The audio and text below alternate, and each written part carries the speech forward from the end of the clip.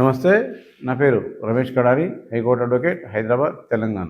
ప్రభుత్వ ఉద్యోగులకు అక్రమంగా లేదా రాజకీయ ఒత్తిళ్ల వల్ల లేదా ప్రభుత్వ అధికారుల వల్ల ఒత్తిడి వల్ల కూడా అనుకోకుండా మీకు మీ 3 సంవత్సరాల పీరియడ్ కంప్లీట్ కాకముందే మీకు ట్రాన్స్ఫర్స్ అవుతున్నప్పుడు అప్పుడు ఈ యొక్క చిన్న చిరుద్యోగి నా ట్రాన్స్ఫర్ని నేను ఏ విధంగా ఆపుకోవాలి అర్థం కాక చాలా హైరాణ పడతా ఉంటాడు. అప్పుడు అతనికి మనం గురి తీయాల్సింది ఏంటంటే, మీరు అక్రమంగా మీకు ట్రాన్స్ఫర్ అన్నది ఇచ్చినప్పుడు మీరు ఆ ట్రాన్స్ఫర్ ఆపాలనుకున్నప్పుడు లేదా స్టేటస్కో ఆర్డర్ తీసుకోవాలనుకున్నప్పుడు, అంటే ఎక్కడ పని చేస్తున్నామో అక్కడనే ఆర్డర్ తీసుకోవాలనుకున్నప్పుడు మీరు సంప్రదించాల్సింది ఒకటి హైకోర్టు. హైకోర్టు అనేది మనకు ఫండమెంటల్ రైట్స్ ఆర్టికల్ 226 ప్రకారంగా మానవుల యొక్క హక్కులు, ఉద్యోగస్తుల యొక్క హక్కులు, ప్రతి వ్యక్తి యొక్క హక్కులు కాపాడడానికి మనకు హైకోర్టులో వేసే పిటిషనే మాండమస్.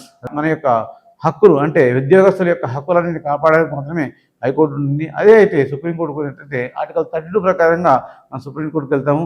ఈ సుప్రీంకోర్టుకు వెళ్ళాల్సిన అవసరం మనకి ఇక్కడ హైకోర్టు ఉన్నాక సుప్రీంకోర్టుకు వెళ్ళాల్సిన అవసరం లేదు.